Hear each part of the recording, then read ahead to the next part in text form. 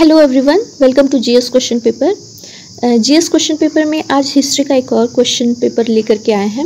यहाँ पे आपको क्वेश्चंस के साथ साथ एक्स्ट्रा फैक्ट्स भी बताए जाएंगे और एक्सप्लेन भी किया जाएगा हिस्ट्री को। अभी तक मैंने हिस्ट्री का जितना भी वीडियो बनाया है लगभग 90% आपके कोर्स को कंप्लीट किया है, जो कि आपके एग्ज़ाम्स में पूछे गए हैं, चाहे वो पीसीएस से रिलेटेड या उससे लोअर कैटेगरी के जितने भी क्वेश्चंस बनते हैं सारे के सारे पूछे गए हैं, शॉर्ट फॉर्म में भी और ऐसे मतलब जो पीसीएस से डायरेक्ट क्वेश्चन पूछे गए हैं। आइए चलिए क्वेश्चंस की तरफ बढ़ते हैं। यहाँ पर है, निम्नलिखित में से कौन ब्लू वाटर नीति से संबंधित है? De Almeida, Dupleix, Robert Clive या फिर अल्बुकर्क? इसका सही आंसर होगा फर्स्ट ऑप्शन डी अल्मेडा, यहाँ पे ब्लू वाटर नीति से संबंधित है। अब आप लोग के माइंड में आ रहा होगा ब्लू वाटर नीति है क्या, या इसका नीति का उद्देश्य क्या था? इसके बारे में चलिए देखते हैं। 1905 में फ्रांसिस्को डी अल्मेडा भारत में पहले पुर्तगाली गवर्नर बन करके आते हैं और उनकी नीतियों को ही ब्लू वाटर पॉलिसी कहा गया था। किसकी नीतियों को? तो वो फ्रांसिस्को डी अल्मेडा की। और इसका उद्देश्य क्या था? तो मुख्य उद्देश्य था हिंद महासागर को नियंत्रित करना। हिंद महासागर को क्यों नियंत्रित करना? क्योंकि भारत उपनिवेश के लिहाज से यूरोपियों की पहली पसंद थी और अल्मेडा चाहता था कि इस पर सबसे ज़्यादा प्रभुत्व जो रहे वो फ्रांसीसियों का रहे, ना कि अंग्रेज़ों का, डचों का या स्पेनिश जो भी आते हैं उन लोगों के जगह पे फ्रांस का ही आधिपत्य इस पे रहे। इसी के लिए उसने ब्लू वाटर पॉलिसी ले आया था, जिसका उद्देश्य था हिंद महासागर को नियंत्रित करना। एक और क्वेश्चन पूछता है कि अल्मेडा की जगह पे दूसरे नंबर पे भारत में कौन से पुर्तगाली गवर्नर बन करके आए थे? तो वो थे अल्बुकर्क। सेकेंड नंबर पे अल्बुकर्क आए थे। ये आपका यूपी पीसीएस और आरओ में पूछा गया है क्वेश्चन। और इन्होंने 1510 ईस्वी में बीजापुर के सुल्तान से गोवा को अपने कब्जे में लिया था। चलिए नेक्स्ट क्वेश्चन की तरफ बढ़ते हैं। इसमें आपको बताना है वीडी सावरकर के बारे में निम्नलिखित में से कौन सा कथन सत्य है। आपको सही ऑप्शंस बताने हैं कि कौन से ऑप्शन इसमें सही हैं और कौन सा गलत है। तो पहला ऑप्शन है कि उन्होंने क्रांतिकारी संगठन अभिनव भारत की स्थापना की। क्या ये सही है? दूसरा है, भारतीय राष्ट्रवाद को प्रेरित करने के लिए उन्होंने मैजनी की जीवनी लिखी। ये क्वेश्चन मतलब पॉइंट सही है या नहीं? उन्होंने the Indian war of independence 1857 भी लिखी, जो कि विद्रोह को राष्ट्रवादी दृष्टिकोण प्रदान करता है। फिर एक क्वेश्चन है कि ब्रिटिश कैद से बचने के लिए वह नौकायान जहाज से समुद्र में कूद गए थे। ये आपका पीसीएस और आरओ के लिए क्वेश्चन है, लेकिन साथ ही साथ अगर जो आप SSSC की तैयारी कर रहे हैं, टीजीटी पीजीटी, उन लोगों के लिए भी पॉइंट बनता है। पहला है कि क्रांतिकारी अभिनव भारत की स्थापना की या नहीं? तो हाँ, इन्होंने की थी, ये पहला पॉइंट हम लोग का सही है। दूसरा है कि राष्ट्रवाद को प्रेरित करने के लिए उन्होंने मैजनी की जीवनी लिखी थी, ये भी पॉइंट सही है। तीसरा पॉइंट है the Indian war of independence 1857 लिखी, जो भारतीय विद्रोह को राष्ट्रवादी दृष्टिकोण प्रदान करता है, ये भी सही है, क्योंकि अंग्रेज इतिहासकारों के द्वारा इसको सिर्फ एक सैनिक विद्रोह ही बताया गया है, लेकिन इन्होंने बताया कि यह सैनिक विद्रोह न होकर के राष्ट्रवाद के लिए या भारतीय स्वतंत्रता के लिए एक विद्रोह था। नेक्स्ट पॉइंट बनता है कि ब्रिटिश कैद से बचने के लिए वह समुद्र में कूद गए थे। तो ये चारों के चारों ऑप्शन आपके सही हैं। तो इसमें पहला ऑप्शन हम लोगों का सही होता है, 1 2 3 4, ये चारों के चारों ऑप्शन यहाँ पे सही हैं। चलिए नेक्स्ट पॉइंट की तरफ बढ़ते हैं। नेक्स्ट है, स्वदेशी आंदोलन के संदर्भ में निम्नलिखित कथनों पर विचार कीजिए। ये भी आरओ का क्वेश्चन है। इसमें पूछा है कि इसने स्वदेशी शिल्पकारों और उद्योगों के पुनरुत्थान में योगदान दिया। और बी है, राष्ट्रीय शिक्षा परिषद की स्थापना स्वदेशी आंदोलन के एक भाग के रूप में की गई थी। तो ये दोनों पॉइंट सही है या नहीं, इसके बारे में हम लोग देख लेते हैं। स्वदेशी आंदोलन का अभी मैंने पिछला वीडियो बनाया है, आप देखेंगे तो उसमें मैंने डिटेल में बताया है स्वदेशी आंदोलन के बारे में। स्वदेशी आंदोलन महात्मा गांधी के भारत आने से पहले ही हुआ था। और ये हुआ क्यों था स्वदेशी आंदोलन? बंगाल के विभाजन के विरोध में। बंगाल विभाजन के विरोध में स्वदेशी आंदोलन का यहाँ पर हम लोगों को देखने को मिलता है 1905 में। 16 अक्टूबर 1905 में जब बंगाल का विभाजन हुआ था, उसके पहले ही यहाँ पर कलकत्ता के टाउन हॉल में एक बैठक संपन्न होती है और उसी में स्वदेशी आंदोलन के साथ साथ बहिष्कार प्रस्ताव भी पारित होता है, जिसमें विदेशी वस्तुओं के बहिष्कार का ये लोग प्रण लेते हैं 7 अगस्त 1905 को ही। इसमें राष्ट्रीय शिक्षा परिषद की स्थापना और सेकंड पॉइंट जो दिया गया है कि राष्ट्रीय शिक्षा परिषद की स्थापना और स्वदेशी आंदोलन के एक भाग के रूप में की गई थी। तो यह भी बात सही है, दोनों के दोनों सही हैं। यहाँ पे ऑप्शन होगा 1 और 2 दोनों सही हैं। राष्ट्रीय शिक्षा परिषद की स्थापना 15 अगस्त 1906 को की गई थी और यह स्वदेशी आंदोलन के प्रभाव का ही परिणाम था। आइए स्वदेशी आंदोलन के बारे में कुछ डिटेल्स में देखते हैं नोट्स को। यहाँ पर है स्वदेशी उद्योगों में वृद्धि हुई थी। इससे देश में स्वदेशी कपड़ा मिलों, साबुन और माचिस की फैक्ट्रियों, चर्म शोधन कारखानों, बैंक, बीमा कंपनियों और दुकानों आदि की स्थापना हुई थी। भारत में कुटीर उद्योग को भी पुनर्जीवित किया गया था। साथ ही साथ इन स्वदेशी वस्तुओं के उपयोग को ये लोग पुनर्जागरण और भारत के उत्थान से भी जोड़ करके देखने लगे थे। रविंद्रनाथ टैगोर यहाँ पर शांति निकेतन से प्रेरित होकर के बंगाल में नेशनल कॉलेज और देश के विभिन्न हिस्सों में कई राष्ट्रीय स्कूल और कॉलेज स्थापित किए। साथ ही जो सेकंड पॉइंट है हमारा, अगस्त 1906 में राष्ट्रीय शिक्षा परिषद प्रणाली को व्यवस्थित करने हेतु राष्ट्रीय शिक्षा परिषद की स्थापना की गई। इसके साथ साथ तकनीकी शिक्षा को भी बढ़ावा देने के लिए बंगाल प्रौद्योगिकी संस्थान की स्थापना की गई। नेक्स्ट क्वेश्चन है, दिल्ली का कौन सा सुल्तान अशोक स्तंभ को दिल्ली लाया था? यहाँ पर आपके ऑप्शन है फिरोज शाह तुगलक, मोहम्मद बिन तुगलक, जलालुद्दीन खिलजी या फिर मोहम्मद गोरी। सही आंसर होगा फर्स्ट ऑप्शन, फिरोज शाह तुगलक अशोक के स्तंभ को दिल्ली ले आया था। लेकिन कौन से स्तंभ को? क्योंकि दिल्ली में 2 स्तंभ हैं अशोक के, तो दोनों के दोनों ब्राह्मी लिपि में लिखे गए हैं और दोनों ही स्तंभ को फिरोज शाह तुगलक ने ही दिल्ली में स्थापित करवाया था। एक स्तंभ अंबाला से लेकर के और दूसरा स्तंभ अशोक का जो था वो मेरठ से ले आकर के दिल्ली में स्थापित करवाया था। नेक्स्ट क्वेश्चन है, किस वर्ष 26 जनवरी को स्वतंत्रता दिवस के रूप में मनाया गया? इसको आपका क्वेश्चन का ऑप्शन है 1930, 1929, 1942, 1946। इसमें से कौन सा है कि आपको 26 जनवरी को स्वतंत्रता दिवस के रूप में मनाया? तो इसका सही ऑप्शन होगा फर्स्ट ऑप्शन, 1930 ईस्वी को 26 जनवरी को भारत में स्वतंत्रता दिवस के रूप में मनाया गया था। इसका हम लोग थोड़ा पॉइंट देख लेते हैं। आप लोग को इस तरीके से क्वेश्चंस भी याद होते जाएंगे, क्योंकि सिर्फ अगर जो ऑप्शन की रटना सही नहीं होगा, उस चीज़ को समझने के लिए यहाँ पर पॉइंट बताया गया है कि दिसंबर 1929 को जब भारत में कांग्रेस का लाहौर अधिवेशन हुआ था, जिसकी अध्यक्षता किसने की थी? पंडित जवाहरलाल नेहरू। ये आप लोग ध्यान रखिएगा, क्योंकि मैथ्स वाले में आता है क्वेश्चन जो मिलान वाला होता है कि 1929 की अधिवेशन की अध्यक्षता किसने की थी? पंडित जवाहरलाल नेहरू में, या फैक्ट वाले क्वेश्चन में पूछ लेगा।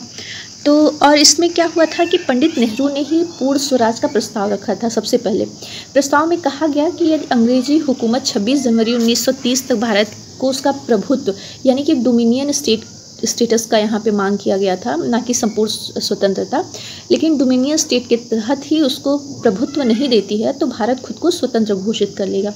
इसी के लिए कांग्रेस ने 26 जनवरी को पूर्ण स्वराज दिवस मनाया।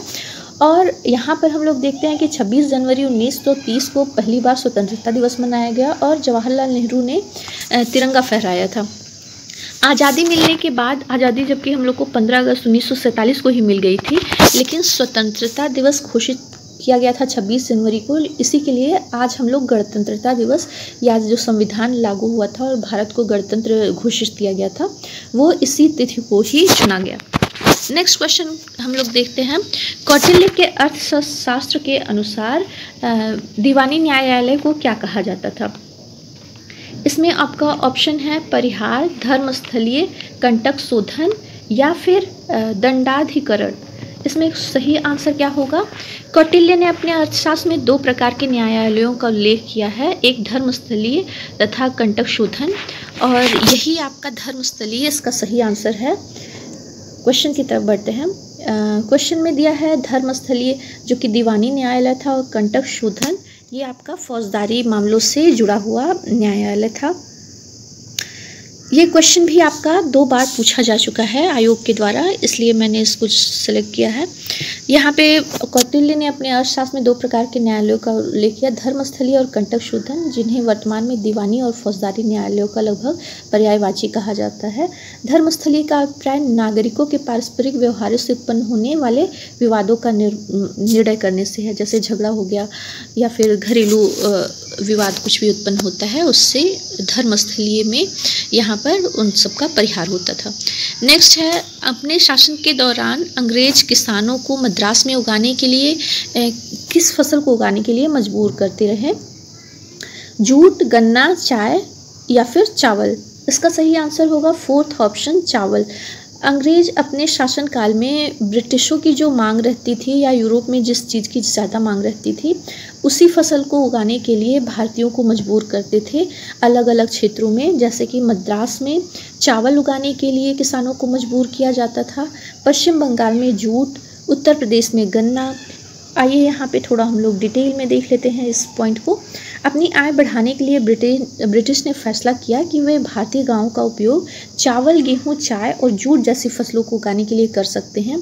जैसा कि आप लोग बिहार में चंपारण में नील की खेती के लिए, नील का उत्पादन करने के लिए नील की खेती ही करने के लिए मजबूर किया जाता था, उसी तरीके से अलग अलग क्षेत्रों में, प्रांतों में अलग अलग फसलों को उगाने का वो लोग मांग करते थे।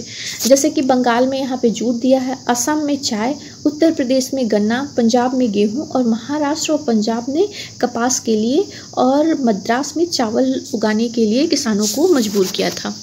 नेक्स्ट क्वेश्चन है, निम्नलिखित में से किस आंदोलन में महात्मा गांधी ने भूख हड़ताल का सर्वप्रथम प्रयोग किया था? ये 2 तरीके का क्वेश्चन पूछा है। महात्मा गांधी ने निम्नलिखित में से किस आंदोलन में भूख हड़ताल को हथियार के रूप में इस्तेमाल किया? ये 2 क्वेश्चन हमको अलग अलग मिला तो इसे हमने सेलेक्ट किया है। ऑप्शन है यहाँ पे असहयोग आंदोलन जो कि 1920 से 22 तक चला था उसमें, रॉलेट एक्ट में 1919 में, या फिर अहमदाबाद मिल हड़ताल जो था 1918 में इसमें, या फिर बारदोली सत्याग्रह में। तो इसका सही आंसर होगा क्या? यहाँ पे 3rd ऑप्शन, अहमदाबाद मिल हड़ताल में गांधी जी ने पहली बार भूख हड़ताल को हथियार के रूप में इस्तेमाल किया था या सर्वप्रथम प्रयोग किया था। चलिए नेक्स्ट क्वेश्चन हम लोग का है हंटर कमीशन से जुड़ा हुआ। हंटर कमीशन या फिर हंटर आयोग की स्थापना का क्या कारण था? ऑप्शन है बारदोली सत्याग्रह, खिलाफत आंदोलन, जलियांवाला बाग हत्याकांड या फिर चौरी चौरा घटना। ये आरो का क्वेश्चन है। इतिहास में आप लोगों को बार बार कहा जाता है कि एक घटना को दूसरी घटना से रिलेट करके आप लोग पढ़ा करिए। यहाँ पर भी ऐसे ही क्वेश्चन पूछा गया है कि इस घटना को हंटर कमीशन या हंटर आयोग की स्थापना को आपके कारण पूछ लिया है, किस घटना से ये जुड़ा हुआ है। इसका 3rd ऑप्शन सही होगा, जलियांवाला बाग हत्याकांड की जांच के लिए हंटर कमीशन या हंटर आयोग की स्थापना होती है। अब एक पॉइंट आप लोगों के माइंड में आना चाहिए कि जलियांवाला बाग हत्याकांड हुआ कब था। तो ये हुआ था 13 अप्रैल 1919 को, बैसाखी के दिन, जहाँ पर अमृतसर के जलियांवाला बाग में गोलीकांड होता है और अंग्रेज जनरल ओडायर बिना किसी पूर्व सूचना या चेतावनी के भीड़ पर गोली चलवा देता है। और ये हत्याकांड इतना विभत्स था जिससे बाद में राष्ट्र में जो सोई हुई आत्मा थी, कहा जाता है कि भारत की सोई हुई आत्मा को झकझोर डालता है और राष्ट्रीय आंदोलन जो उस समय चल रही थी उसकी दिशा ही बदल दी जाती है। ब्रिटिश हाउस ऑफ कॉमन्स के ही सदस्य लोग, मतलब ब्रिटिशों में ही लोग बोल देते हैं कि ऐसी बर्बरता की मिसाल संसार में कहीं भी मिलना कठिन है। इसी घटना के विरोध में रविंद्रनाथ टैगोर अपनी नाइट की उपाधि वापस कर देते हैं और वायसराय की कार्यकारिणी में एक सदस्य होते हैं शंकर नायर, वो भी अपना त्यागपत्र देते हैं। और चारों तरफ से जब अंग्रेज़ों पर इतना दबाव बढ़ने लगता है तो इस घटना की जांच के लिए एक जांच समिति की नियुक्ति की जाती है, जिसके सदस्य थे Lord Hunter, Thomas Smith, Chiman Setalvad ji, Shah Bajaji, Sultan Ahmad और जगत नारायण। ये सारे लोग थे इसमें, मतलब भारतीय भी थे और विदेशी भी थे, अंग्रेज़ भी थे, जिसके जो हेड थे वो थे लॉर्ड हंटर। इन्हीं के नाम पे हंटर कमीशन या हंटर आयोग हम लोग देखते हैं। इस रिपोर्ट के आने से पहले ही सरकार ने एक इंडेमिटेबल बिल पास कर दिया था, जिसके अनुसार मतलब सज़ा के रूप में जो जनरल डायर रहते हैं उनकी सिर्फ नौकरी बर्खास्त की जाती है और कुछ नहीं। और साथ ही साथ ब्रिटिश हाउस में इनकी प्रशंसा की जाती है और क्या कहा जाता है कि ये ब्रिटिश साम्राज्य के शेर हैं और उनके सम्मान में स्वॉर्ड ऑफ ऑनर भी दिया जाता है और साथ ही साथ उनको धनराशि दी जाती है, जिसके लिए यहाँ के जो गांधी जी थे वो बोले कि इसमें पन्ने दर पन्ने, इनका वो कोटेशन है कि पन्ने दर पन्ने निर्लज सरकारी लीपापोती की संज्ञा इसको दी थी हंटर कमीशन की। अच्छा, अगर जो जलियांवाला बाग हत्याकांड हुआ तो एक और आता है कि ये हत्याकांड हुआ क्यों या फिर ये सभा क्यों बुलाई गई थी। तो उस समय पंजाब के लोकप्रिय नेता थे डॉक्टर किचलू और सत्यपाल, इन्हीं की गिरफ्तारी हो जाती है और ये गिरफ्तारी क्यों की जाती है, रॉलेट एक्ट के तहत की जाती है। अब रॉलेट एक्ट का क्या था ये भी जान लीजिए। रॉलेट एक्ट 1919 में आया हुआ एक ऐसा एक्ट था जिसको यहाँ के लोग काला कानून की संज्ञा दिए थे। भारतीय नेता क्यों किए थे, क्योंकि इस कानून के द्वारा बिना किसी वकील के, बिना अपील, बिना वकील और बिना दलील का इसको कानून कहा गया था, जिसमें अंग्रेज सरकार जब चाहे जिसको भी चाहे बिना कारण बताए जेल में डाल सकती थी। चलिए, क्वेश्चन बहुत लंबे हो जाएंगे, बताने के लिए तो बहुत कुछ है। फिलहाल हंटर कमीशन या हंटर आयोग की स्थापना जलियांवाला बाग हत्याकांड के ऊपर किया जाता है। नेक्स्ट क्वेश्चन है, निम्नलिखित में से कौन सा युद्ध अंग्रेजों की फ्रांसीसी पर श्रेष्ठता सिद्ध करता है, या निम्न में से किस युद्ध के पश्चात फ्रांसीसियों का पतन हो जाता है। यहाँ 2 क्वेश्चन पूछा गया है। क्वेश्चन अलग भी तरीके से है। मेन पॉइंट है कि फ्रांसीसियों का पतन किस युद्ध के बाद होता है भारत में, प्लासी का युद्ध, मैसूर का युद्ध, श्रीरंगपट्टनम का युद्ध या फिर वांडीवास का युद्ध। तो इसमें सही आंसर होगा आपका 4th ऑप्शन, वांडीवास का युद्ध रहता है। अंग्रेजों और फ्रांसीसियों के बीच में 2 महत्वपूर्ण युद्ध हम लोग को देखने को मिलता है। एक कर्नाटक का युद्ध, जो कर्नाटक का प्रथम युद्ध, द्वितीय युद्ध, तृतीय युद्ध, मतलब 3 बार लड़े गए थे। और तीसरे युद्ध में रॉबर्ट क्लाइव था जो कि चंद्रनगर फ्रांसीसियों के अंतर्गत आता था, उस पर अधिकार कर लेता है। इसी युद्ध के अंतर्गत एक और युद्ध लड़ा जाता है, वह था वांडीवास का युद्ध। फ्रांसीसियों के बीच और अंग्रेजों के बीच लड़ा गया था। यह निर्णायक लड़ाई थी। निर्णायक लड़ाइयों के फ्रांसीसियों का इसी युद्ध के बाद भारत में पतन हम लोग को देखने को मिलता है। ये लड़ाई लड़ी कब गई थी, तो ये 22 जनवरी 1760 ईस्वी में वांडीवास का युद्ध लड़ा गया था। इसमें अंग्रेज सेना का जो प्रतिनिधित्व कर रहे थे वो आयरकुट थे और फ्रांसीसी सेना का लाली कर रहे थे नेतृत्व। इसके बाद हम लोग को देखता है इसी युद्ध के पश्चात जो पौंडीचेरी रहता है फ्रांसीसियों के अधीन, मतलब आधिपत्य से निकल करके अंग्रेजों के पास चला जाता है और अंग्रेजों का इस पर अपना अधिकार हो जाता है। अब इस युद्ध की असफलता जो फ्रांसीसियों की थी उसका कारण क्या रहता है। पहली बात कि फ्रांसीसी जो आए हुए थे तो वो अपने सरकार के अंडर में थे, जबकि उस समय अंग्रेज थे वो एक प्राइवेट कंपनी रहती है और फ्रांसीसी सरकार इसमें अपना सहयोग नहीं देती है कि वो यहाँ क्या कर रहे हैं क्या नहीं। दूसरा था कि इंग्लैंड की नौसैनिक जो थे वो ज़्यादा मतलब इन लोगों से सामर्थ्यवान थे। साथ ही साथ व्यापार में भी अंग्रेजों के पास उस समय बंगाल आ गया था। प्लासी के युद्ध के बाद बंगाल अधिकार में आ गया था, तो इन लोग का व्यापार भी बहुत ज़्यादा बढ़ता है। आर्थिक रूप से भी ये ज़्यादा सबल रहते हैं। इसी वजह से प्लासी का वांडीवास युद्ध ये लोग फ्रांसीसी हार जाते हैं। नेक्स्ट क्वेश्चन की तरफ बढ़ते हैं। निम्नलिखित में से कौन सा जोड़ा सही सुमेलित नहीं है। यहाँ पर 4 ऑप्शन दिए गए। हर्षवर्धन जिनके शासनकाल में ह्वेनसांग आए थे, हाँ सही है। फिर अकबर, टोडरमल, तो अकबर के ही ये थे टोडरमल मंत्री रहते हैं अकबर के दरबार में। चाणक्य, चंद्रगुप्त, चाणक्य ही चंद्रगुप्त को नंद वंश को समाप्त करके गुप्त साम्राज्य की स्थापना में मदद करते हैं, तो ये भी ऑप्शन सही है। विक्रमादित्य और चैतन्य महाप्रभु तो बाद के हैं, विक्रमादित्य का ये जोड़ा हम लोग का सही सुमेलित नहीं है, तो 4th ऑप्शन हम लोग का सही हो जाएगा, विक्रमादित्य चैतन्य महाप्रभु। नेक्स्ट क्वेश्चन है, निम्नलिखित में से गांधी जी के साथ नमक सत्याग्रह आंदोलन का नेतृत्व किसने किया था। अगर जो यहाँ पे नमक सत्याग्रह आंदोलन आ रहा है, क्वेश्चन में पूछा जा रहा है, तो आप लोग नमक सत्याग्रह था क्या, कब हुआ था और किस घटना से जुड़ा हुआ था ये सत्याग्रह, तो आप लोग इस चीज़ को ध्यान में रखिएगा। फिलहाल ऑप्शन है यहाँ पे एनी बेसेंट, मृदुला साराभाई, मधुलक्ष्मी, सरोजनी नायडू। तो जब ये दांडी मार्च निकाल रहे थे महात्मा गांधी, तो बीच में सरोजनी नायडू का इनमें साथ मिलता है नमक सत्याग्रह के समय। नमक सत्याग्रह मनाया कब गया था, तो नमक सत्याग्रह की शुरुआत जो हुई थी, या दांडी मार्च की शुरुआत हुई थी 12 मार्च 1930 ईस्वी को। इसके बारे में मैंने पिछले वीडियो में डिटेल में बताया हुआ है अपने। अब वो याद नहीं पड़ रहा है किस वीडियो में, लेकिन एक वीडियो में मैंने इसको एक्सप्लेन किया हुआ है बहुत अच्छे तरीके से।